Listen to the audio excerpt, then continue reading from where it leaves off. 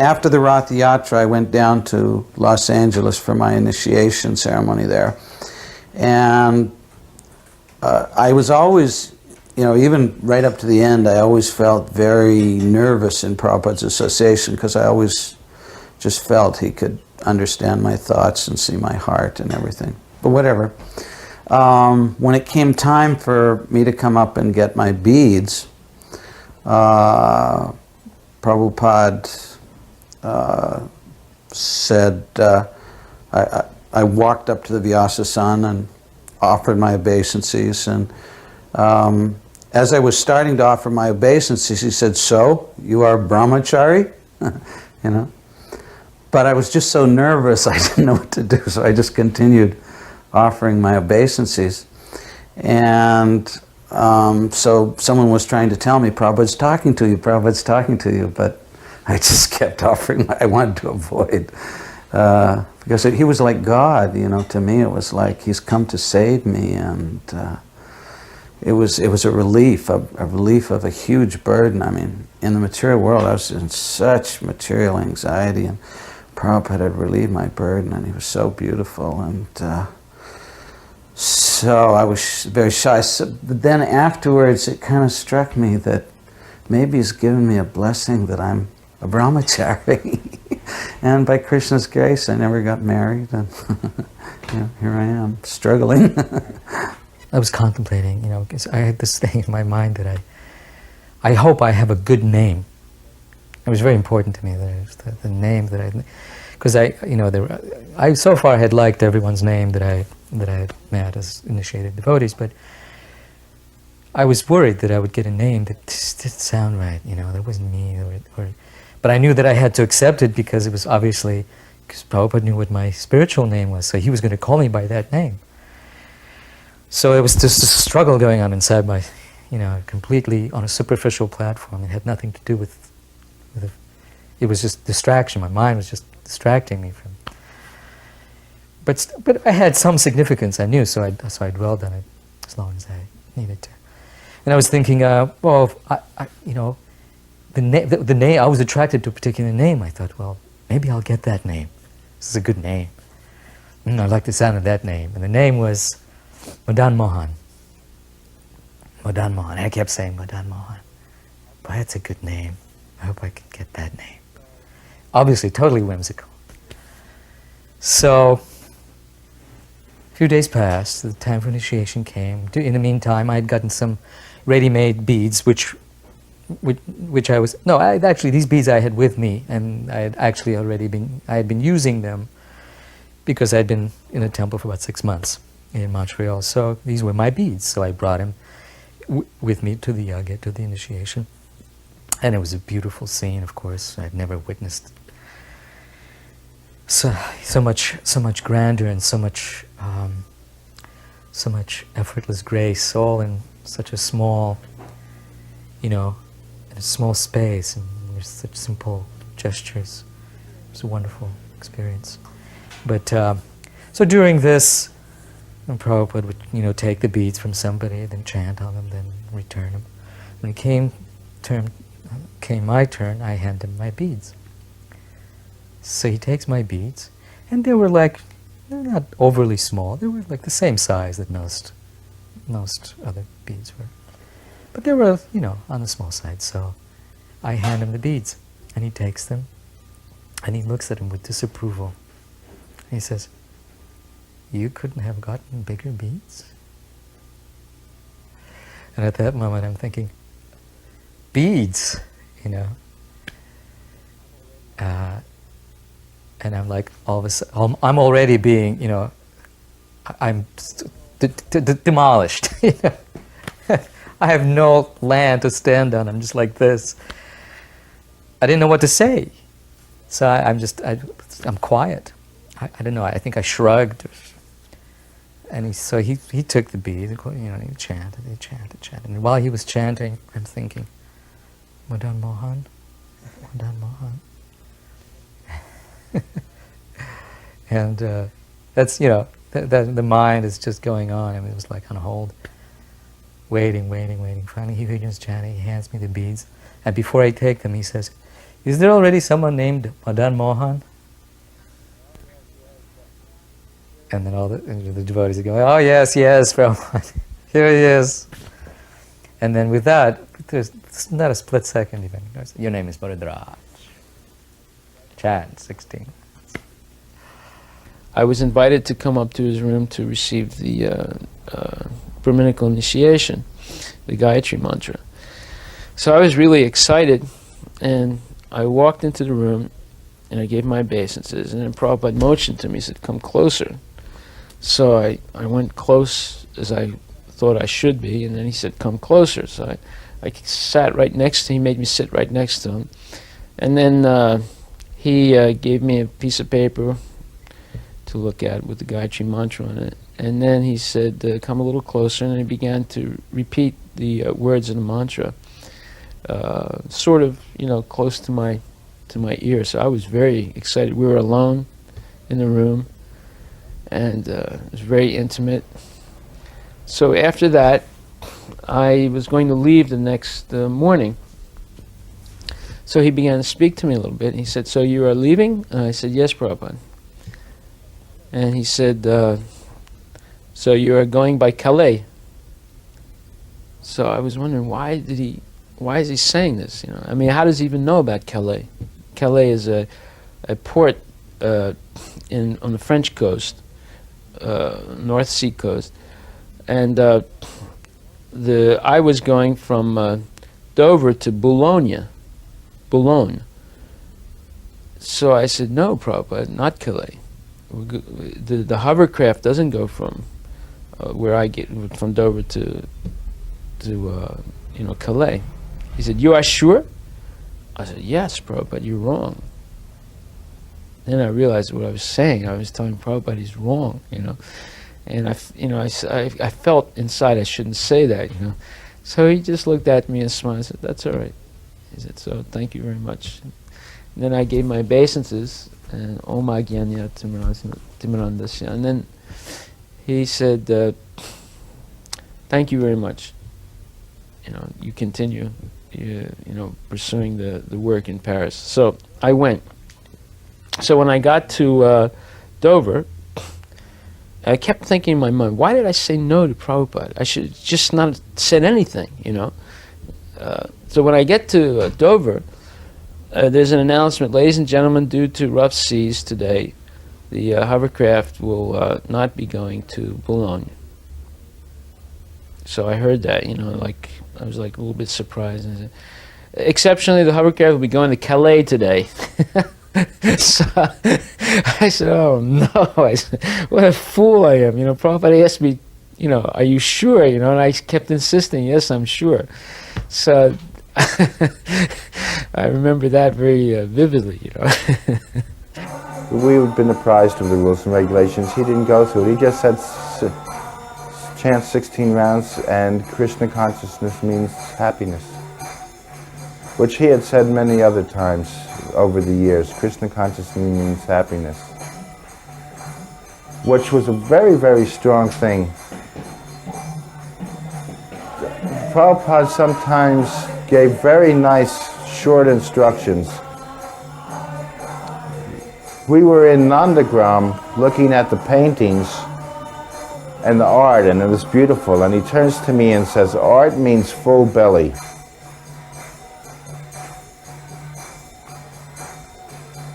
Very poignant, very short, very sweet, and full bit of philosophy. He said, if someone is hungry, they cannot think about making or looking at art. They're thinking about filling their bellies. So the Krishna consciousness means happiness was very powerful through the years. And he said it at the initiation. Prabhupada was in Los Angeles, and we were doing well, distributing lots of books, so we thought we'd go and see Prabhupada and tell him about it. And all of us, I got this idea that we should memorize a verse in Sanskrit, because not many people were into Sanskrit at that time. I thought we should offer a prayer to him. So we came in to see Srila Prabhupada about lunchtime, And we offered him this prayer, Tvam nasandarsito dushtaram nistitir satam kaling satvaraham harang pung sankarnadara ibarnabam, that we think that your goodness is met by us by the will of providence, just to accept you as the captain of the ship. So, again, it was funny, I don't know. Krishna's right, I curse myself now, but Prabhupada asked us to take lunch with him. And I thought, no, we want to get back out and distribute more books, Prabhupada. So we missed another opportunity. My marriage was opposed by my parents. They were horrified at the idea that I was going to marry the movement. You know, they refused to come to attend. And my mother had sent a telegram to Prabhupada that I had a history of mental illness. Totally untrue. Or maybe true, but not to my knowledge. And that she was very angry and wrote a very angry letter to Prabhupada saying, a telegram actually, this was the day before marriage, that this was, that I didn't see the telegram, but I heard about it. Prabhupada called me in. This is my second interview with Prabhupada. Called me in, and right away he said, I received a telegram from your mother. She says you are crazy. Is this true? I thought about it and I thought, no. I said, I don't think so, Srila Prabhupada. But I suspect that she might be. Which was not a proper thing to say about one's mother in front of Prabhupada. Prabhupada never tolerated, generally did not tolerate disrespect to one's parents. There are other stories, but they're not my stories, so I mean, but I know there's a story about Brahmananda where he was made to bow down to his mother in front of Prabhupada, which is an interesting story, and there were others. But I had shown that kind of independence in front of Prabhupada. I wanted him to know that my mind was set, that, you know, that actually this whole process was a way of, you know, cutting the bonds of, you know, the family, the worldly family influence that might be there to stop me from doing that which I know I should wholeheartedly do, being guided by his wisdom and his kindness. So I said, but I think she might be, and I actually, you know, believed it. He laughed, very, you know, just a very hearty, heart-filled laugh. He said, ha ha ha. He said, well, that's all right. He said, if anyone asks, I said, I have not received this telegram. Before the press conference, Prabhupada was speaking to the devotees. There were about 30 people there, I think. Most of us were very young. There were a lot of young kids there, maybe 17, 18 years old.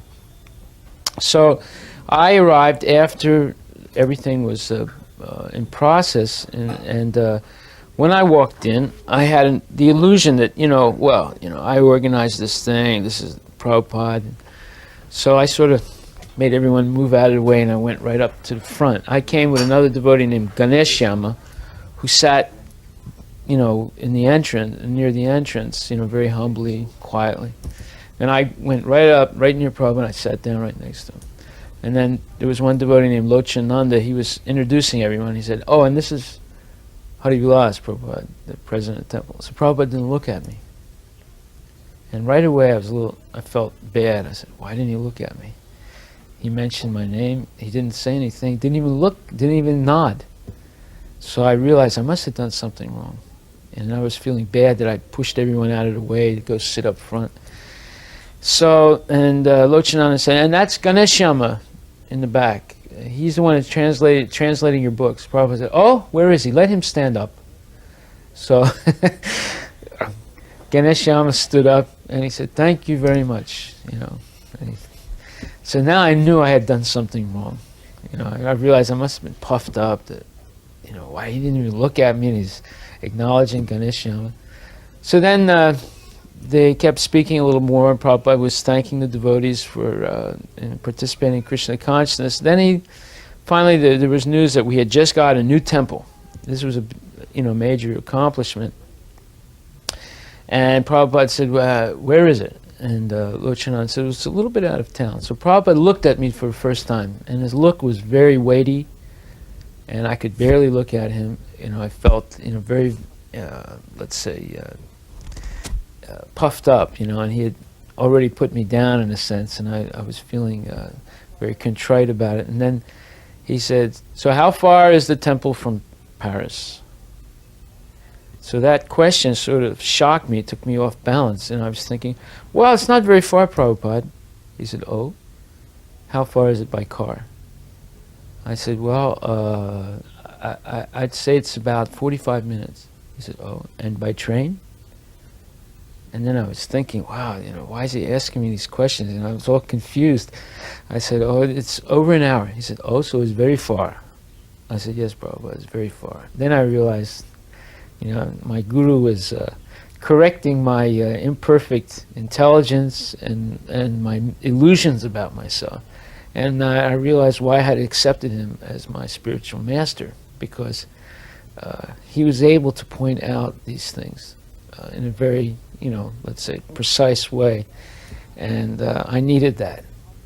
So I was very happy, humbled, but very happy at that time. First Kumbh Mela, we were there.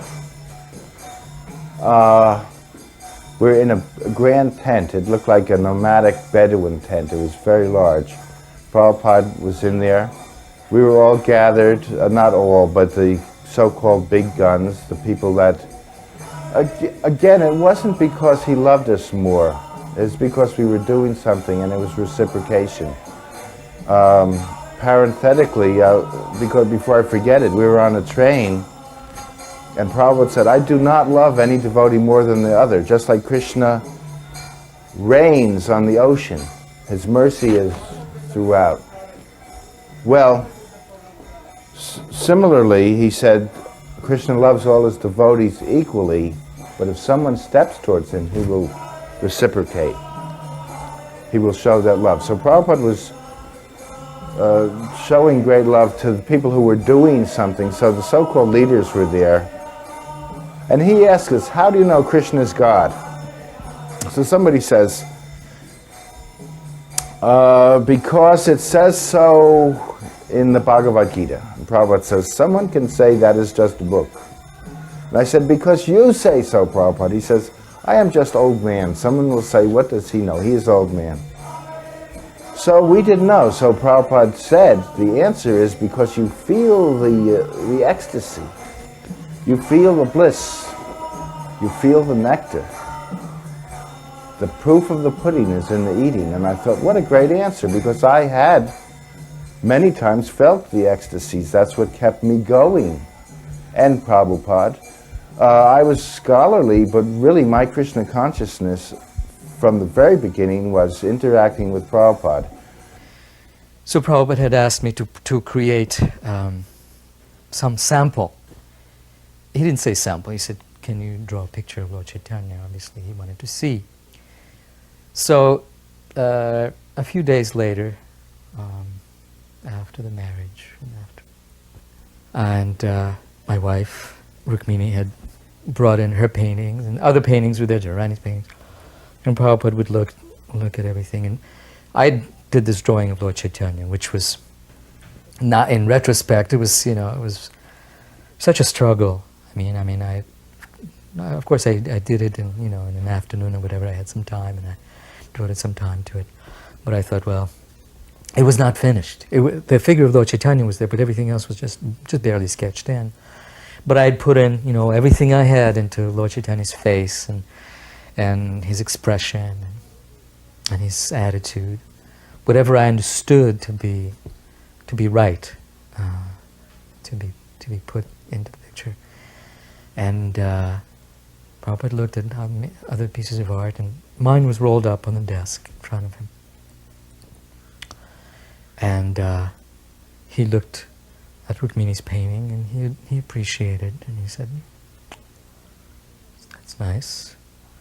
Or I don't know if he said anything at all. He was appreciating it. And then he noticed that there was this rolled up paper in front of him on the desk. And he said, what is this? And someone said, it's a drawing by Baradraja. And Prabhupada took it and he unrolled it. And as he was unrolling it from the top, I could see that he was looking at the first thing he saw was Lord Chaitanya's face. And as soon as he got to it, his eyes got big, really big. You know, and Prabhupada's eyes were big to start with, but whenever he got excited about something, and they'd like really, really expand. And then he unrolled some more, and then he got to the rest, and then he finally, when he unrolled the whole picture, he had the biggest grin on his face. I mean, his face was just expanding, and his teeth were just showing. It was like his whole face it became like a sun, you know. It was like he was shooting his rays, and he was looking at it and said, he said, the husband is better. After the press conference finished, an introduction to the devotees, I ordered a taxi, and then we got in a taxi. Myself, Prabhupada, Aravinda, and Shyam Sundar. And I was sitting on the left-hand side in the back seat, Prabhupada was sitting in the middle, and Aravinda was sitting on the right-hand side. So we started driving through the center of Paris. We went to a major place or crossroads called Le Concorde, which is a very, very prestigious place in Paris. And there you can see the Champs-Élysées going up to the Arc de Triomphe, and the obelisk, the Egyptian, let's say, Egyptian form that was brought to France by Napoleon. So at that time, Prabhupada asked me, at that time I asked Prabhupada a question, because I was always reading the Bhagavad Gita, and I was always writing down questions. If ever I would meet Prabhupada, I would ask him. So there was a lot of traffic, we were stuck in the traffic, and I asked Prabhupada, I said, Prabhupada, what does this verse mean? And the verse was that, Ya Nisa Sarvabhutanam, what is time of awakening for mass of man is nighttime for the sage, and what's time of awakening for the sage is nighttime for the mass of men. So I asked him, what does this verse mean? So he didn't, there was noise. So he said, what is that? And then Aravinda said, what does this verse mean? And Prabhupada said, oh yes, he says, he heard time of awakening. What does this verse mean? Prabhupada said, yes. He said, 4 o'clock. He said, all our devotees wake up 4 o'clock. And they take shower and go to Mangal Arati. So I said, I looked at Aravinda, and then he smiled, and he said, no, Prabhupada, what does this verse mean? Ya Nisa Sarvabhutanam. And Prabhupada started to smile, and he said, yes, he said, this means that when we see the karmis, we laugh. And when the karmis see us, they laugh. But our laugh is better. He said, we know that they are wrong. He said, they see us and they think that we're wasting our time chanting Hare Krishna. We see them, we know they're wasting their time in material life. But our laugh is best. The first exhibit was completed miraculously, and it was that year when all the devotees, the first time devotees came out in droves for the Gauranga festival, and it was a wonderful year, and Prabhupada came, and lo and behold, we actually completed an exhibit which was arranged in a kind of a horseshoe in front of the incomplete Mayapur temple at the time. So everything was like that, shacks, you know, the exhibits were made in these bamboo shacks, and everything was like just barely kept together with some cow dung and arrowroot and twine, and but I thought, you know, to this day I think those are the most wonderful exhibits that we had created. There was such vibrant, raw energy, real wonderful. And so we started. At one end. We actually started somehow. I wasn't there. I missed the beginning. I was, you know, preparing something and getting things ready, and the tour, Prabhupada's tour, had started. It was his first time of seeing the exhibit, and all these devotees were there. So I'm running, you know, to try to catch up, And so they started it backwards, started at the wrong end, and were going backwards from the end to the beginning. The beginning exhibit was my work, and one of the end exhibits was Rukmini's work. Not the end exhibit, but one of the last ones. And after the first or last exhibit, Prabhupada moved on, and he came to the exhibit that Rukmini had done, which was wonderful. It showed it was an exhibit of Lord Chaitanya in fainting ecstasy in front of the Jagannath Murti, Jagannath, Subhadra, and Balaram. And Lord Chaitanya was like a stick in this transcendental, ecstatic condition. And Prabhupada looked at it, and you could tell he was drinking the nectar and that he was affected by it very much. And he said, "Who has made this?" And by that time I had caught up, with the procession, and I said, "Rukmini, my wife, has made this." Prabhupada said, "Very, very good." So then slowly moved on to the next thing, came around, and finally came to the last exhibit, which is my exhibit. And it was an exhibit of Prahlad, of Nrsingadev tearing Hiranyakashipu, and Prahlad standing there and offering him prayers. I think a picture of that exhibit actually made it into the songbook, one of the early publications. And Prabhupada looked at it and said, "Well, who has made this?" I said, "This is my work, Srila Prabhupada." He said, "You still have some learning to do." He said, "This is not yet perfect. The wife is better, I think."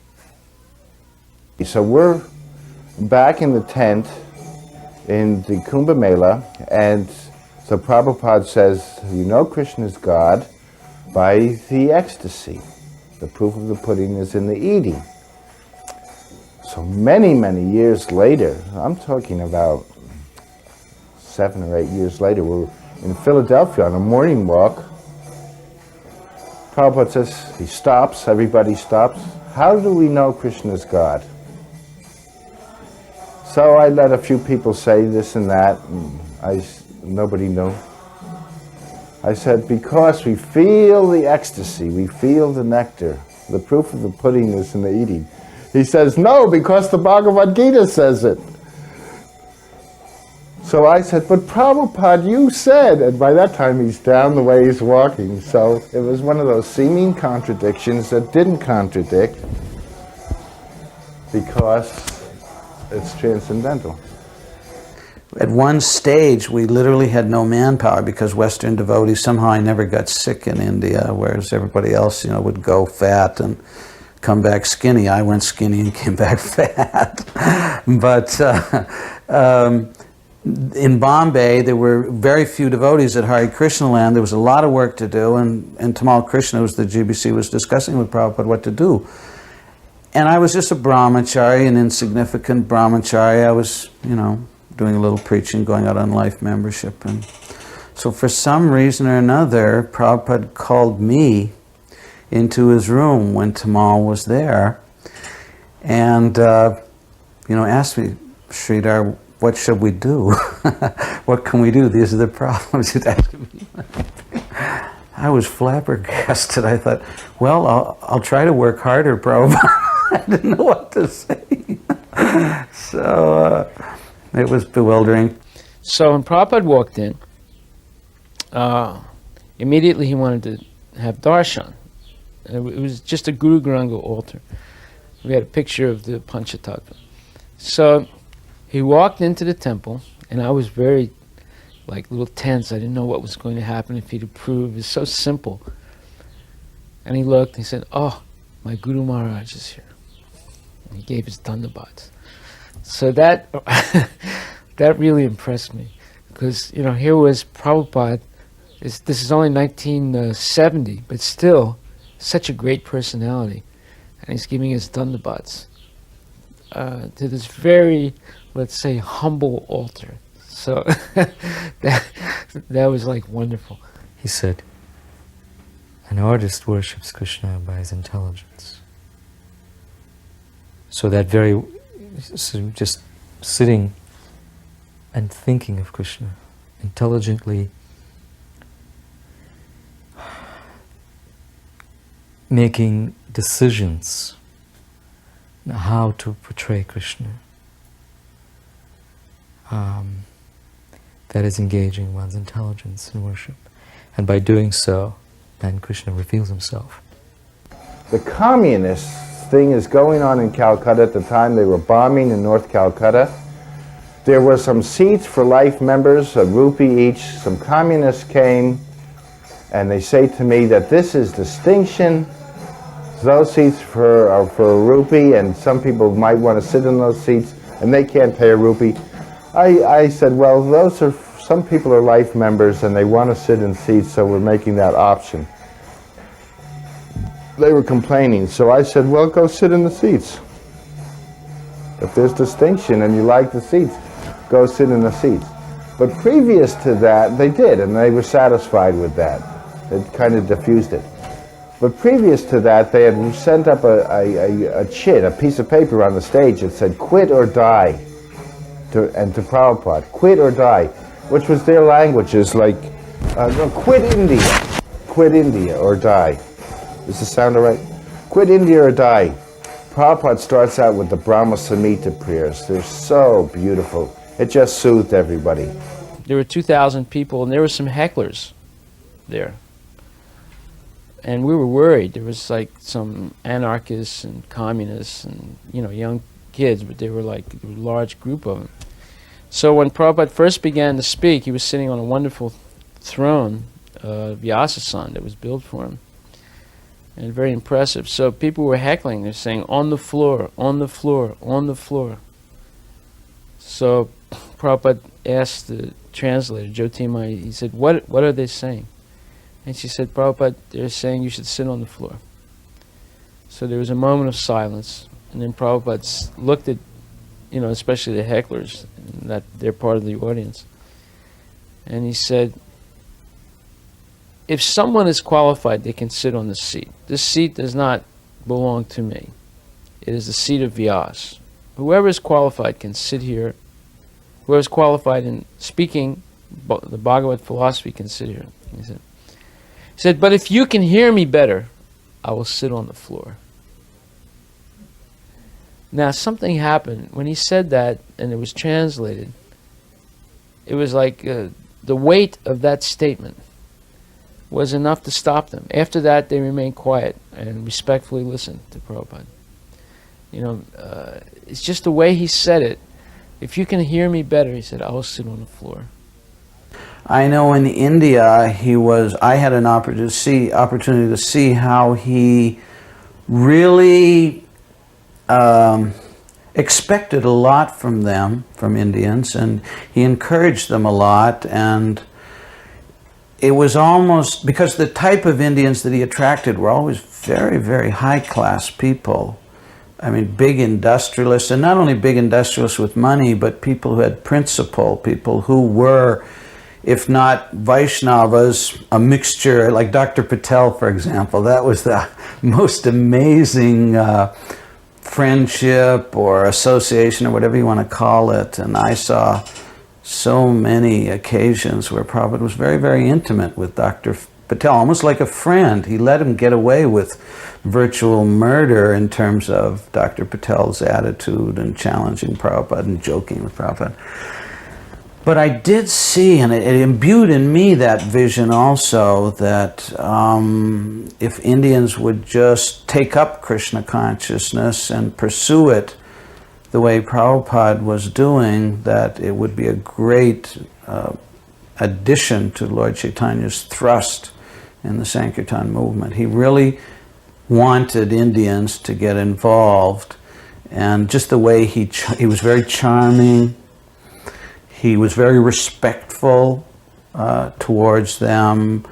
At the same time, he wouldn't let them speak nonsense, but it was almost like so much respect and love involved that they appreciated being chastised by Prabhupada, and he often said, "I can do, you cannot." Prabhupada starts out with the Brahma Samhita prayers. They're so beautiful. It just soothed everybody. Pishima comes up on the stage, and she had a following of mostly ladies from Bengal, and they were all, since she was at the front of the stage, or they were going up, we just finished the Brahma Samhita prayers, ready to start the program, and we hear all this noise. And they're talking and da-da-da, and then some men get up and say, shut up, and they're making more noise than the original noisemakers. So Prabhupada calls me over and said, what's going on? I said, Pishima is trying to get your attention. See, it's an off-the-wall thing. He looks at me, like we've got a program to do here. So what is going on? I said, some disciples and well-wishers of Pishima are there, and so they're making noise. He says, get them to stop. So I went there, and as nice as I could, I said, we've got to stop, and it subsided in about 3 or 4 or 5 minutes. So I went to Prabhupada, I said, okay. He said, I used to beat her up and I still shall. This Prabhupada was talking about qualifications, a man's qualifications, and how hard it is to judge, and that it is almost a gift to judge another man's qualities. It isn't a matter of just comparing one man to another, or going by some standard of socioeconomic worth. And he said my grandmother was expert at this. And he said she was a simple woman, not educated, and but everyone respected her opinions. He said, I'm trying to remember whether it was his sister, I think it might have been his sister, who, there were a number of boys who were applying for the honor of her hand, but it had to go through the grandmother. She was the one who decided who was worthy, who was not worthy. So, so this young man was there, and he was well educated, and she was like drilling him, He was educated and came from a good family. He had, there was money, and he was just, a gem of a person, upstanding, and so on. And then she said, can you ride a bicycle? He said, oh no, I never learned. And he was a young man in his, I guess, early 20s. She said, so she didn't say anything. There was one of the questions she asked him. And afterwards, so they came and said, well, what do you think? She said, he's worthless. And everyone was in shock, She said, he has no drive. He said, any boy,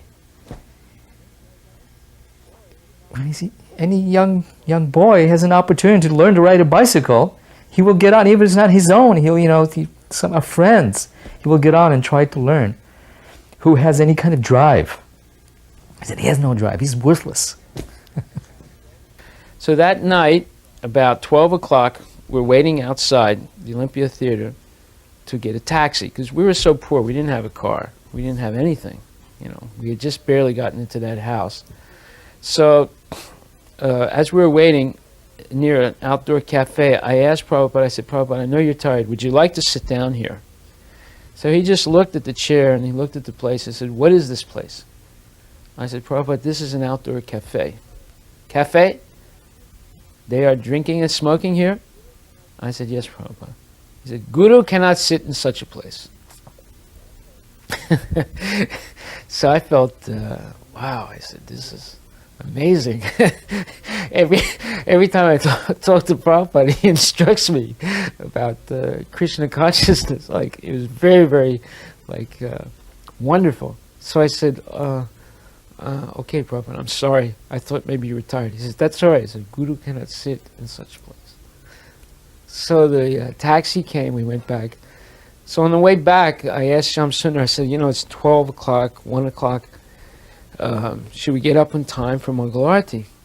He said, well, devotees should sleep 6 hours. So you just sleep 6 hours, you can get up. I said, is that all right? He said, yes, that's okay.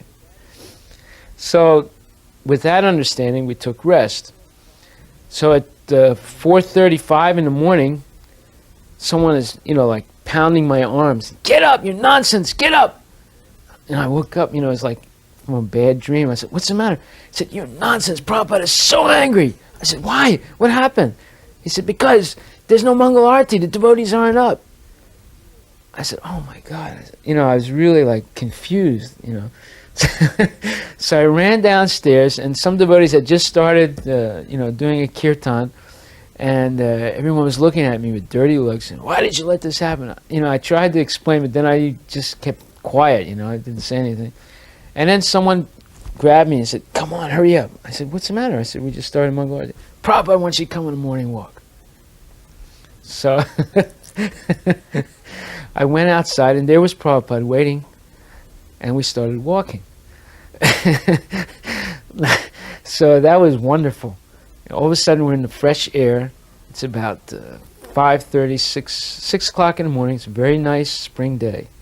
And at that time, Prabhupada started speaking, and he said, Sham Sundar, why are the grihastas in Maya?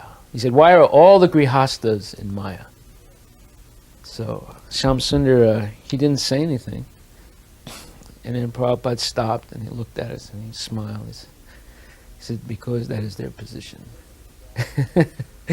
He did describe sometimes what it was like to be on the coming here to the United States, that it wasn't all easy for him. And not only was he sick and he had to cook for himself and he felt out of place, but that even after he got here, at first he had some doubts.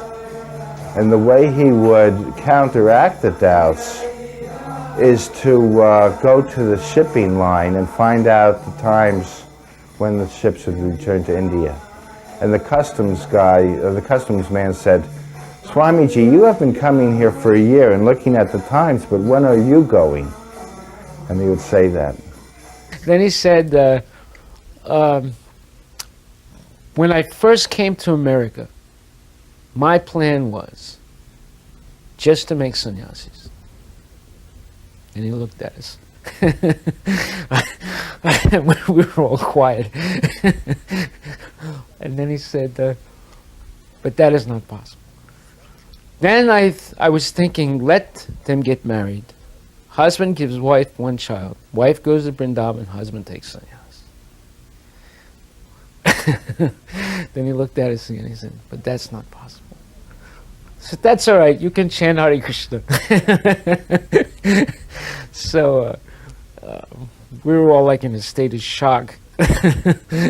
So then we kept walking, and then Prabhupada said, he stopped and he looked at the house. He said, this house is first class.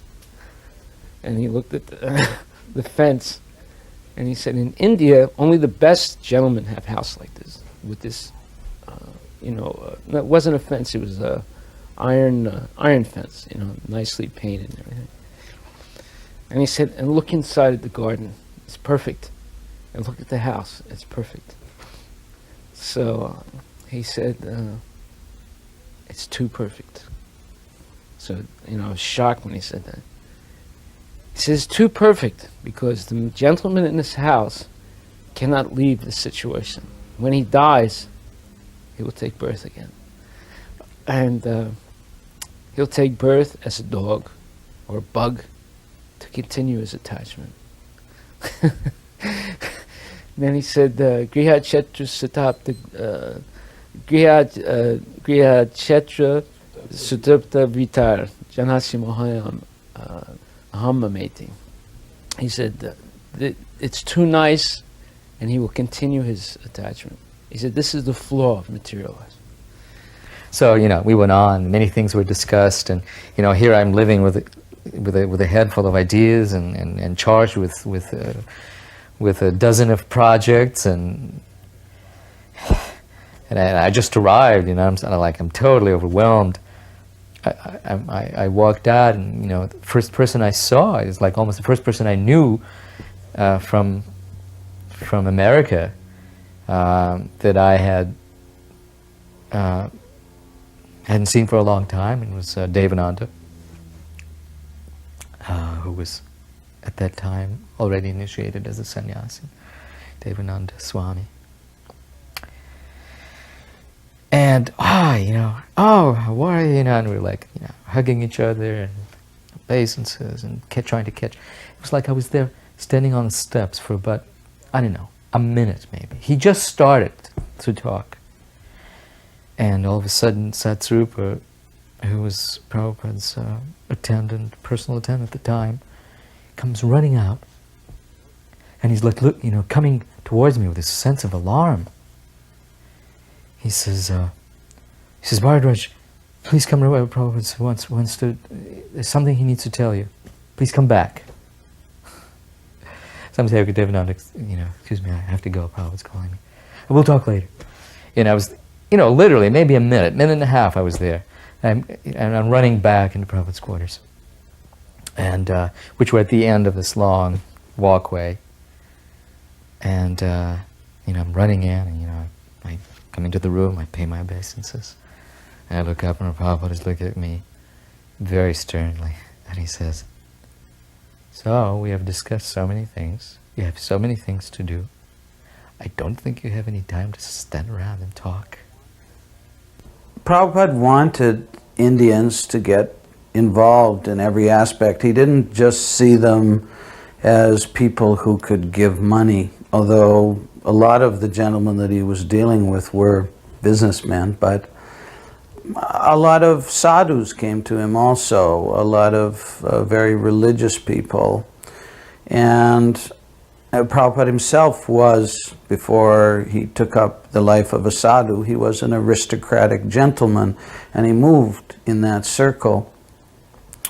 And he was, you know, these were principled people. So there was one man, Mr. Brijratan Mota, who was a very big industrialist, and he was also the husband of the daughter of the leading Birla, which was the biggest family in India at that time. So this man would regularly come and sit with Prabhupada and listen to him, and he would chant a little bit of japa, and he would give Prabhupada advice on, and Prabhupada would listen very carefully to his advice because he was a good businessman. And throughout the construction of the Bombay temple, of course, we spent a lot of money, and invariably, of course, we made a few mistakes here and there and got cheated. So at the end, when it was time to pay all the final bills and deal with all the contractors, because you've got to, you know, go over the contract, go over the work done, and see actually if there was any cheating involved, etc. To our amazement, Prabhupada turned everything over to Mr. Mota, gave him the final authority on who to pay and how much to pay and how much to cut. And of course, he saved us a lot of money.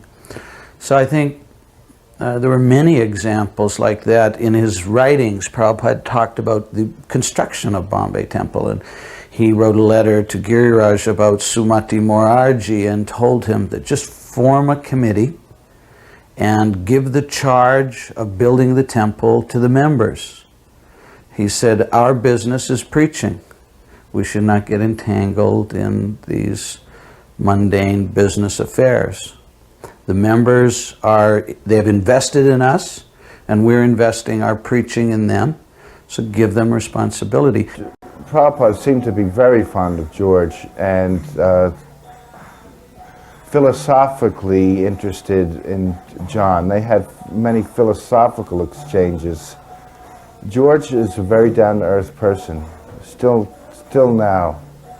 We were just together about a month and a half ago, and it's like any friend of yours, very, again like Prabhupada, not self-conscious, open.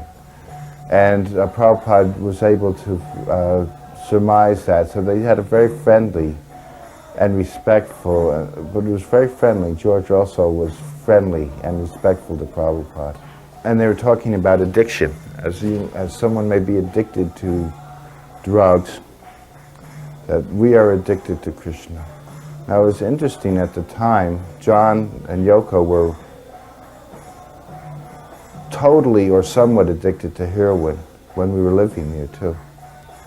We didn't know that until, I didn't know that till later, but it was interesting that Prabhupada, again, reading minds. Now sometimes, if you're just speaking eternal truth, it will cover a situation. But Prabhupada seemed to be able to read minds. Now after that,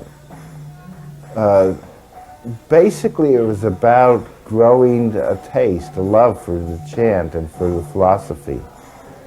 It was quite nice the way he was doing it. It wasn't judging or asking too much about them. He was talking about as if an artist, when they get in what's called in the zone, where it's meditation, it's actually it's a trance state. When things disappear and you become involved so much in what you're doing that everything else disappears, and that's what Krishna consciousness, that taste, the chanting. So that's what he was preaching. Said Aravinda was his disciples were so enamored of his greatness that they they were like fog. They didn't know what to do. He said when he passed away, when he died, they didn't know what to do with him.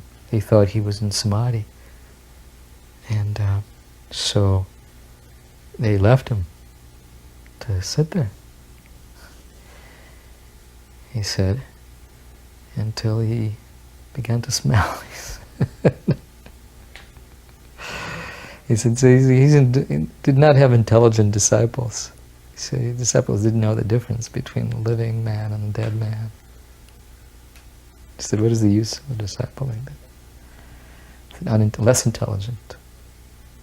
He said, you should never criticize you cannot criticize, he said, the other teachers. He said, you do not know, it is not your position.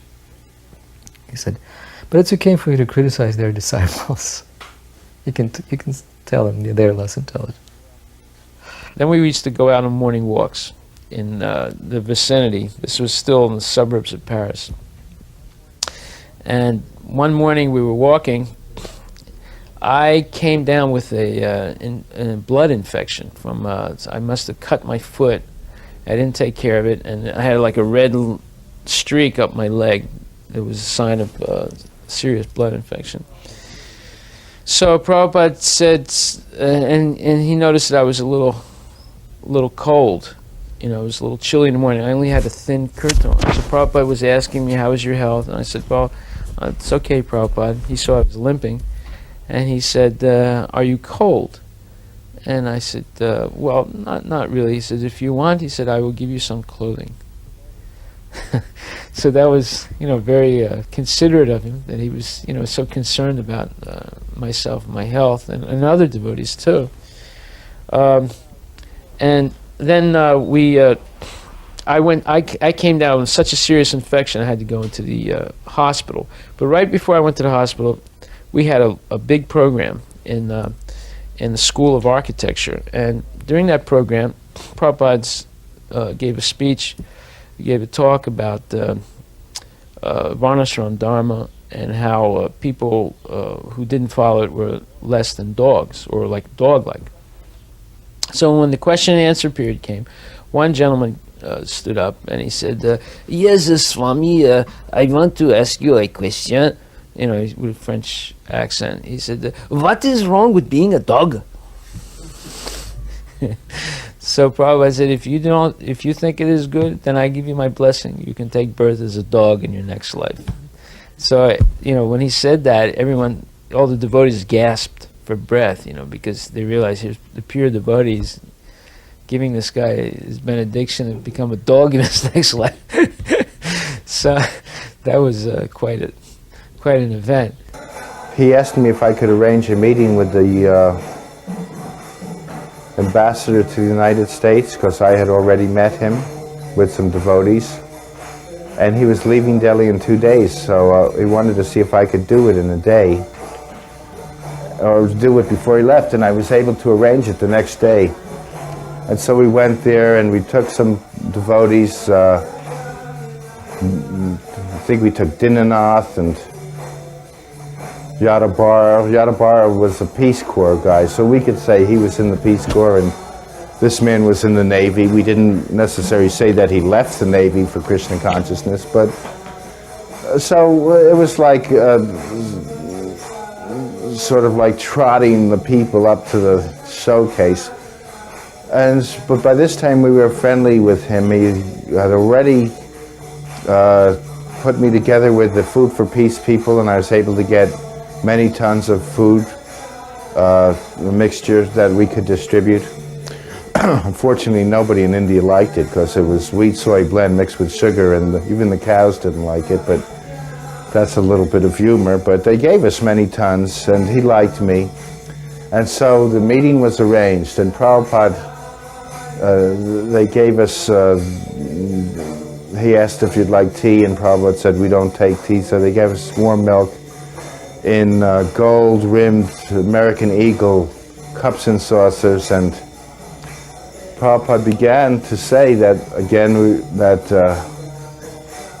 there are many separations, but these are not very important. Like, you may think you are American and that you may think that I am Indian or Hindu, but that in Krishna consciousness we rise above that, bodily distinctions, and these can be changed. And he explained, you can change our name, we can change our passport, we can change where we live, change the country of origin.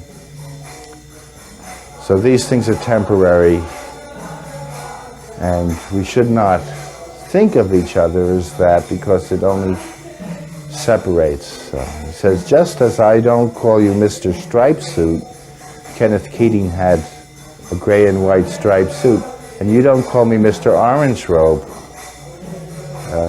We know each other for something greater than that, and we don't let Mr. Striped Suit and Mr. Orange Robe not be friendly towards one another. And then he said, just like I don't drink this milk with my elbow, and he was demonstrating that, and we all laughed uproariously. As it was, Kenneth Keating was so enthralled that he kept so many other ambassadors. They were doing a photo shoot on the front lawn, the front steps of the American Embassy, and the secretary kept on coming in and saying, Mr. Ambassador, the Swiss ambassador requests that you take a photo now. And then he said, yeah, but then they were across from each other, he was looking. Then they would raise the ante. The Russian ambassador is being impatient. So finally, Kenneth Keating said that we have to bring this meeting from the sublime to the mundane. I have to go. And Prabhupada immediately said, I have to bring this meeting from the sublime to the mundane too. I want to meet your president, who was Nixon at the time. And so Kenneth Keating said that actually he had gotten that request before, and that Mr. Nixon really was not that interested in meeting anybody from India, but he would try. Muralidhar was in that same predicament, in that enigma. What do I know about Krishna? How do I paint Krishna? This struggle, the internal thing, and what's my qualification, and how is it possible, and what is, how can I look at what I'm doing as a divine representation, and if I can't, how what would it be to somebody else? And so he was sitting with Prabhupada in the room, and it was one of those rare times. I think it was in San Francisco, actually. And Muralidhar was just he was a newcomer and was just starting to paint. But same thing, Prabhupada charged him with, with work. And so he wanted to know, so he was sitting around, and Prabhupada looked. And there were many different pictures of Krishna, and posters and calendar pictures and little things in Prabhupada's desk. And so Muralidhar was bewildered. And he said, well, which one of and they were different. So he asked Prabhupada, he said, well, you have so many pictures of Krishna here, but they're all different. So which one is most like? Can you direct me? Can you tell me which one of these is most like Krishna?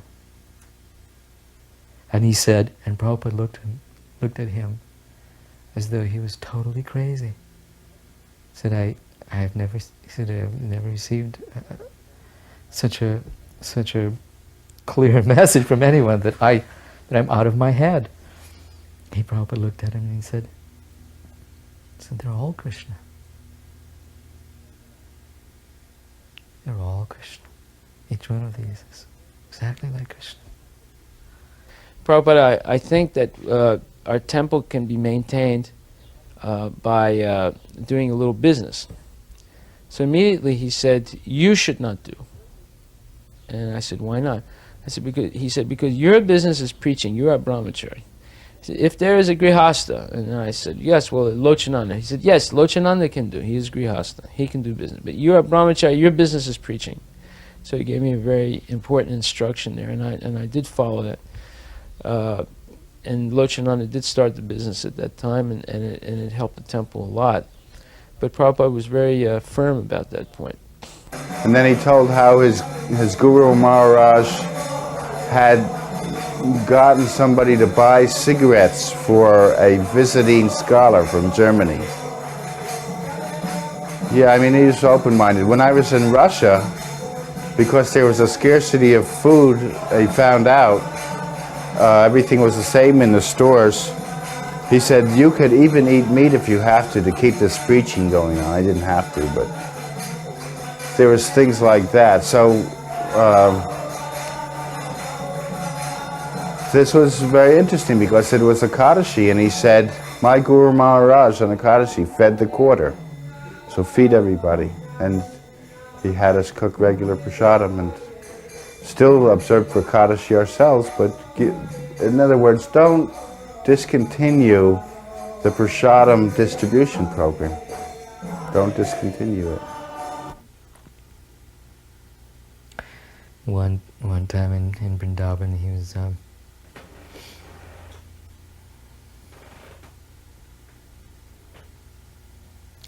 he was recovering after a long illness. Apparently, began to take his morning walks again, and the devotees were overjoyed to, turned out in great numbers to walk with him. And then Prabhupada was feeling very inspired. These walks, but he would come back from his morning walk. He was practically exhausted. He'd be laying there for the rest of the day. But on the morning walk, he was energetic. He would talk and be very animated and argue it, be very strong. And so I remember one morning he said, how is this? He said, I can walk, and when I'm walking, I have the strength, and here we are talking and walking and feeling strong. But when I get back, I'm not. He was just thinking out loud. He said, I have no strength. I cannot move almost. I said, what is that? And it was the other devotees who became really thoughtful with him, So, what is that? How is that? And Brahmananda said, it's transcendental. Srila Prabhupada. And Prabhupada looked at him for a moment and said, yes.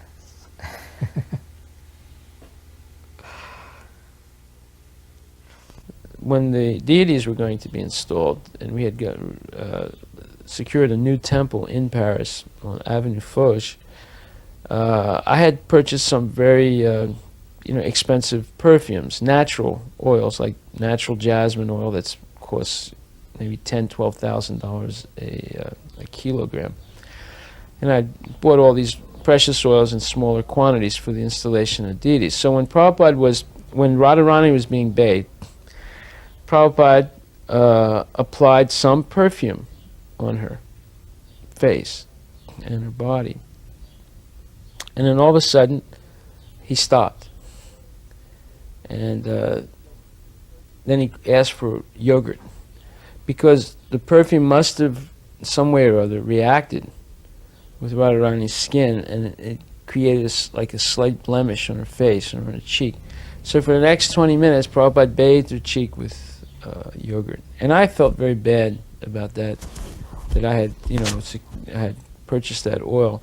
And he spent a long time bathing Radharani after that, and looking at her, and kept looking at her cheek, and was very attentive. I don't know how that happened, but there was like, he was so attentive, and all the devotees noticed. He just kept putting yogurt there and looking at it and putting more yogurt like that. We were at Gurudasa Goswami's house for lunch, and he asked me, "What do you think of Gurudasa Goswami?" And I said that I think that he loves you. He's a rascal, but I'm fond of him. But he is a rascal. Prabhupada said, that is how I feel. He has invited us to have lunch prasadam, we shall go. So we're there, and again Prabhupada was sliding different chapatis, puris, sabji on my plate. He just kept on feeding me like that, all bitten, which I thought was great. And so then I would slide it on somebody else's plate so they could share in the nectar. So then Gurudasa Goswami, was smoking bidis. We used to sometimes take them when we were doing our parikrama of Radha Damodar temple. So because he'd say, "Where are my bidis?" and he'd yell, and we'd watch him getting excited, like the thief who used to be a thief and asked his guru. I like the response that you get from that people when their things are stolen.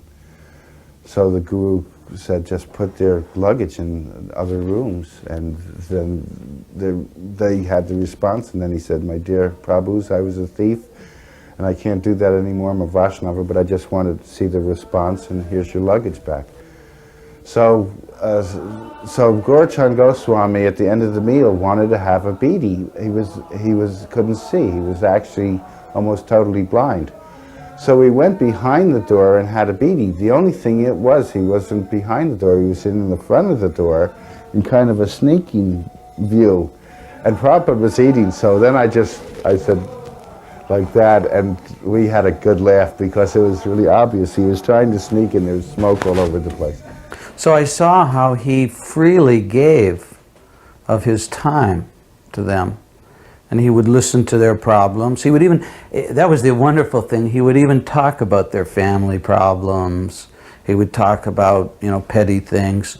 And then, he would encourage them to come more often to the temple. Or, for example, Dr. Patel, one time Dr. Patel was sick for a few days on the morning walk.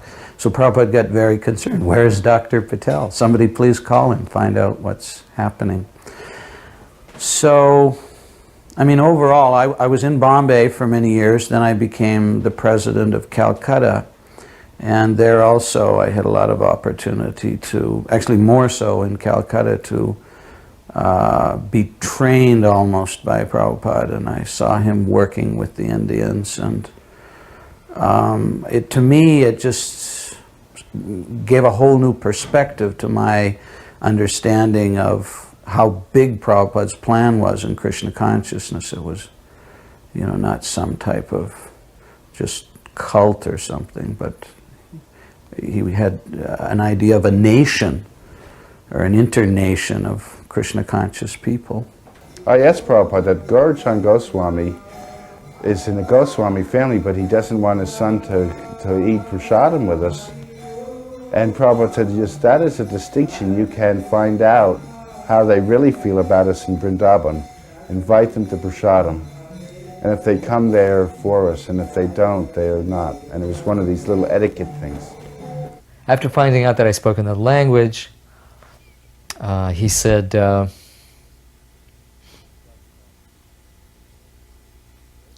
he talked about the creative service. the artistic services, and he said, you can say, so this is, this you can do, no matter what language you speak. These images, just to paint Krishna. He said it. This speaks to anyone, anywhere in the world. It brings Krishna directly into their heart and into their mind. He says, this is not unimportant. This is great service. You should be convinced of this. So, the artists were beginning to feel more easy about, the pressure that was on them to stop painting and go out and distribute books, because there was that anxiety, but not being good enough. These people, they can only just sit there and paint, second-rate citizens. But Prabhupada said, no, he said, this is actually very important service. Sometimes you can think of it as an even more important service, because it is not restricted. You have to translate into so many languages, and maybe a good translation, maybe not. But this, he said, this is direct preaching. He said. The dancers wanted to go be accepted more, and the book distributors were recognized, and the dancers and thespians were just like there. And so they asked me what to do, so I said, well, let's have a command performance for Srila Prabhupada as he comes into the LA compound. So they came in, and they had costumes, and they did it on the lawn, some Bharatanatyam type dancing and stuff. And then Prabhupada saw me, and he called me over to the car, and I said, the dancers and theater people would like to do a command performance for you. When would you like it? He said, tomorrow. So they did it in the temple. And as it was, I think Prajapati played Baladev, and somebody else smaller played the Pralamba demon, and Prajapati they were falling before he even had a chance to dispatch him. And they were clawing a cloth on the edge of the temple, and I looked over at Prabhupada, and he was laughing. So the next morning, we're in the BBT warehouse, and Ramaswara's talking away about, oh, these are the books and these are the books. And this is one of the times Prabhupada was reading minds, I guess, because he said, where's Prajapati from that performance? And of course he wasn't on the walk, he wasn't a big gun, so somebody ran to get him. So when Prajapati came, Prabhupada said, let us distribute these Krishna conscious arts in every town and village, just like the books. And so they were able to go to India, and it was an affirmation for something else, that if your inclination was not to stand in a Kmart, maybe you still could be valuable. There was a devotee, whose name at that time was Patitudharan, tall and lanky and very individual, much of an individual. He danced in his own way, he talked in his own way, he in short, he was unconventional in many ways. So he obviously didn't fit into that narrow category of, book distributor. So he, obviously going on in his own mind with some dilemma. So he said, after a nice big kirtan in temple, Prabhupada gave a lecture, and then all of a sudden he said, are there any questions? So he comes out of the blue, he said, Srila Prabhupada, we're all here, he said, I'm paraphrasing, he said, we're all here eager to hear what will please you. We want to do what is most pleasing to you.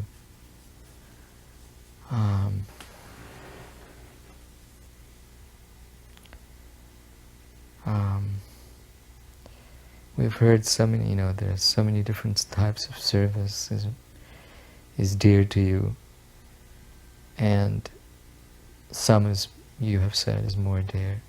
Will you tell us clearly what is most dear to you? And Prabhupada said,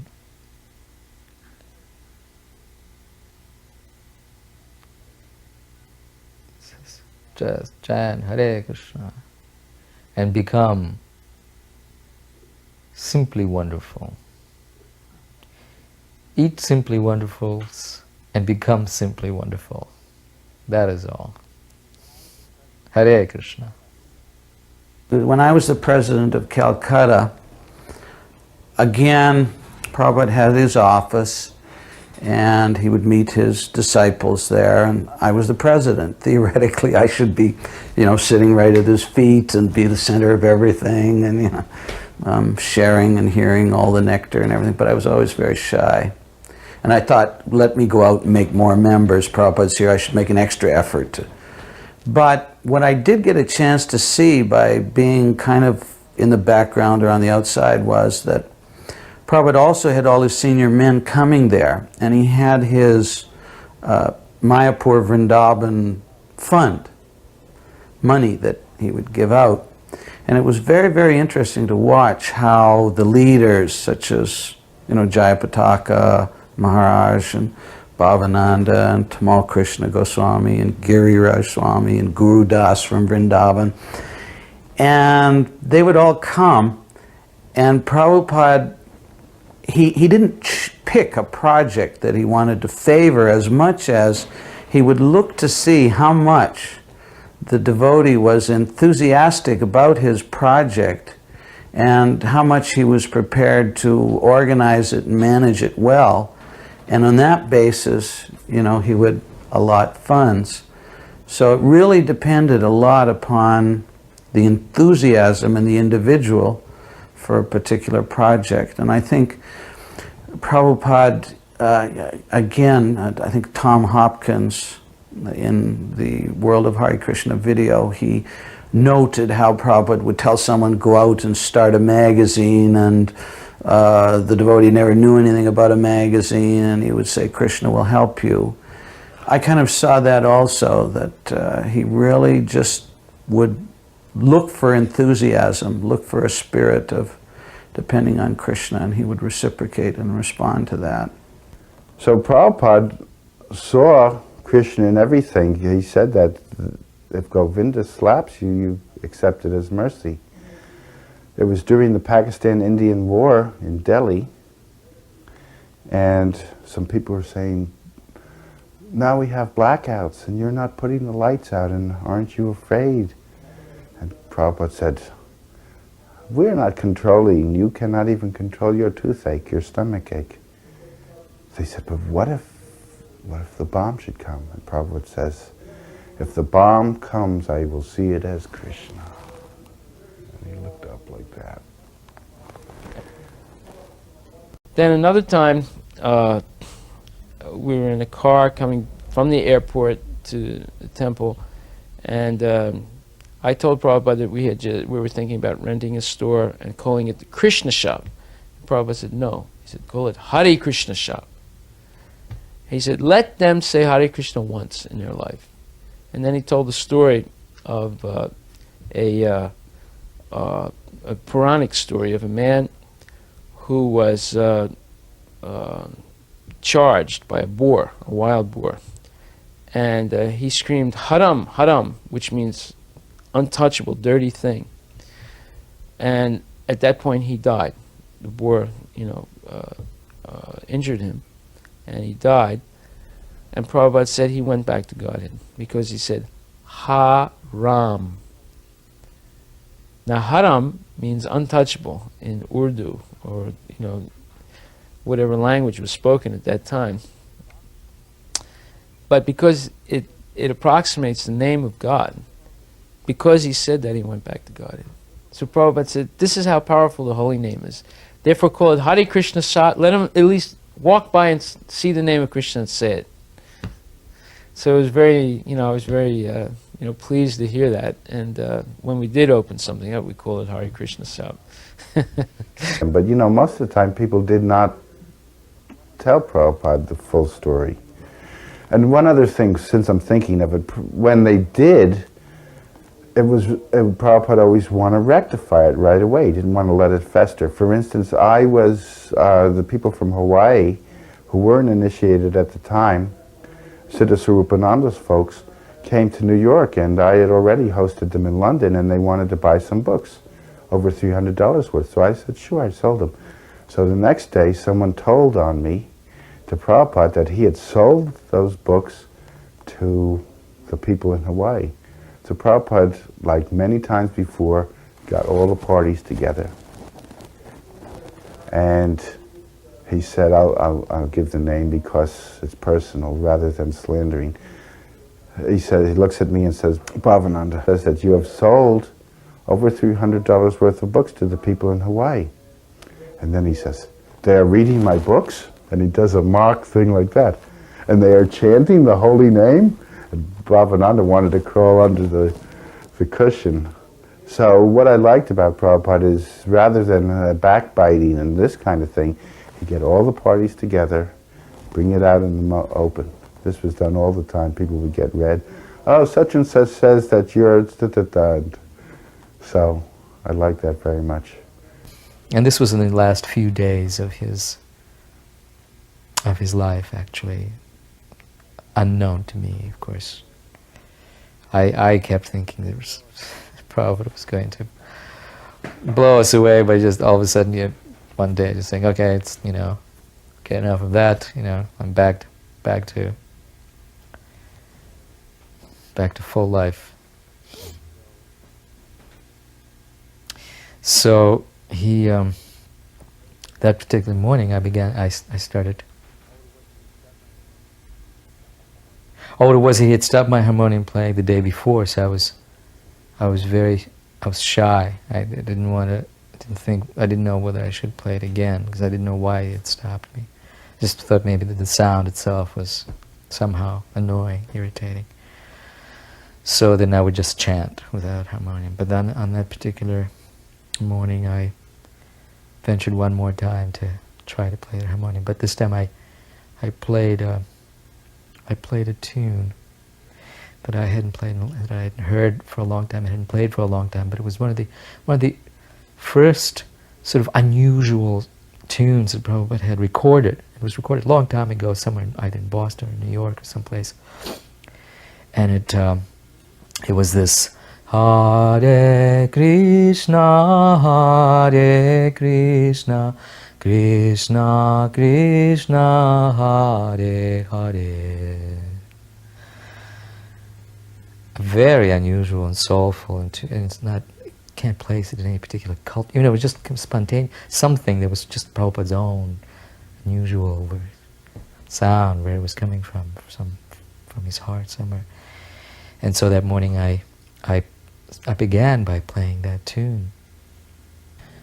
I don't recall Prabhupada stirring at all. I mean, there were days when he was just completely motionless. Couldn't even tell that he was awake or asleep or what. Just motionless. And he had been fasting for months now, months. I mean, just living on a little water and pomegranate juice, occasional something, but really fasting. And but yet every day he would set aside some time for dictation. Even if he couldn't sit up, they would hold the microphone, to his mouth, and Prabhupada would continue dictating the translations and purports of Srimad Bhagavatam. Kept on going. But that morning, he was motionless. It was early morning hours,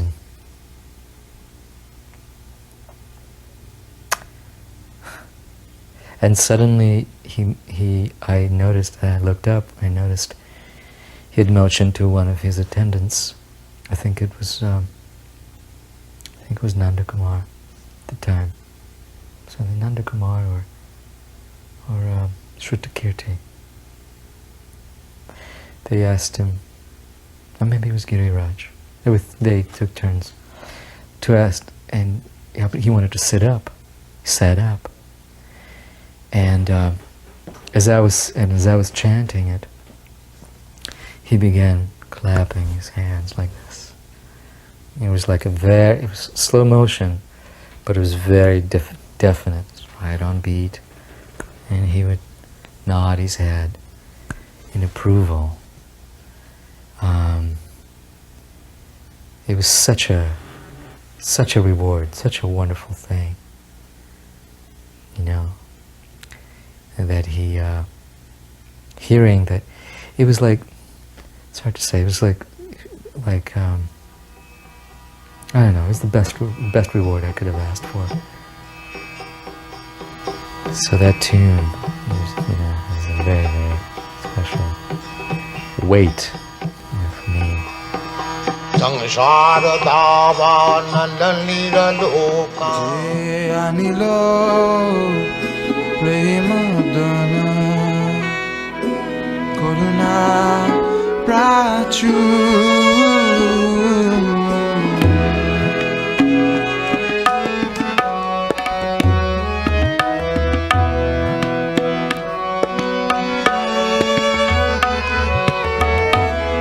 Jayanilo Premadana Koruna Prachu